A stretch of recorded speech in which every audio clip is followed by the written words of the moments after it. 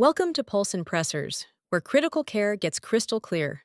Cardiogenic shock represents a failure of the cardiac pump that leads to inadequate forward flow. Despite compensatory vasoconstriction, cardiac output remains dangerously low, causing end organ hypoperfusion. Early recognition and targeted management are essential.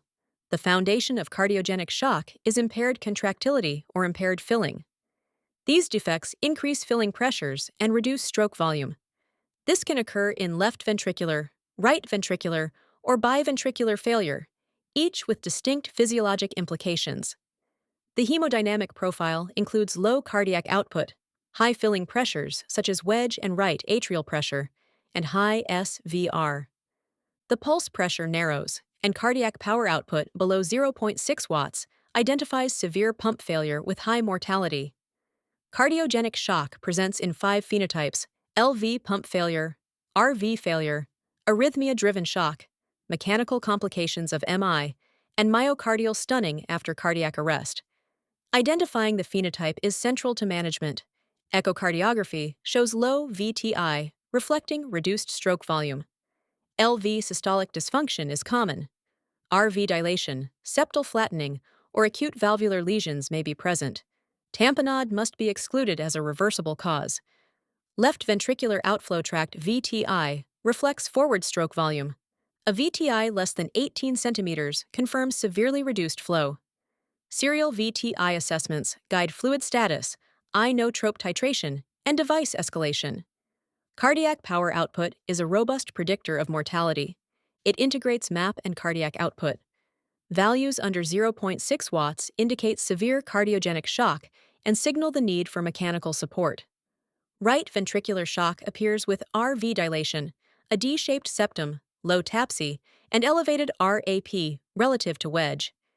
These findings signal RV failure physiology that requires cautious preload management and targeted therapies. PAPI is calculated from pulmonary artery, systolic and diastolic pressures relative to RAP. A value below 1.0 indicates severe RV dysfunction. This guides decisions for RP devices, or ECMO, in RV shock. The congestion paradox arises when low forward flow coexists with high venous pressures. Fluids worsen venous hypertension and impair kidney perfusion. VExUS helps assess fluid tolerance, not just fluid responsiveness. Norepinephrine is the vasopressor of choice. It increases diastolic pressure and improves coronary perfusion. Vasopressin helps in vasoplegia. Excessive alpha stimulation increases afterload and reduces cardiac output.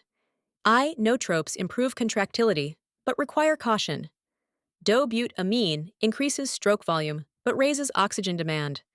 Milrinone improves right ventricular output and reduces pulmonary vascular resistance, PVR. Epinephrine is reserved for refractory shock. VTI and CPO should guide response. Mechanical causes such as acute mitral regurgitation, aortic insufficiency, VSD, and tamponade require immediate identification. These etiologies often demand surgical or mechanical intervention rather than inotropes alone. Device escalation follows a physiologic ladder: intra-aortic balloon pump for modest support, Impella for LV unloading and forward flow, and VA ECMO for full cardiopulmonary support. Early escalation saves myocardium and improves outcomes. Balloon pump assists in left ventricular unloading and improving coronary perfusion. It benefits patients with moderate left ventricular dysfunction and mitral regurgitation, but is less effective in profound shock or right ventricular failure. It should be avoided in aortic regurgitation. Impella provides direct LV unloading.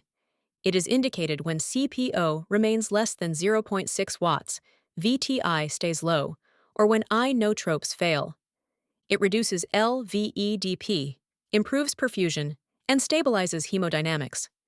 VA ECMO provides immediate full support for both ventricles and stabilizes oxygenation. It is used in profound biventricular failure, post-arrest shock, or when Impella and IABP fail. LV venting is often required.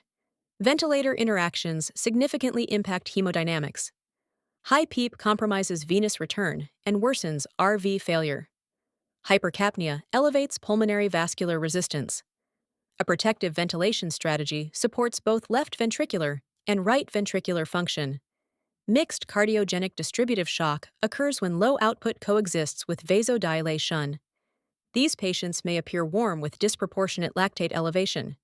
They require simultaneous pressors, inotropes, and precise hemodynamic monitoring. Cardiogenic shock requires rapid phenotype identification and precision-guided therapy.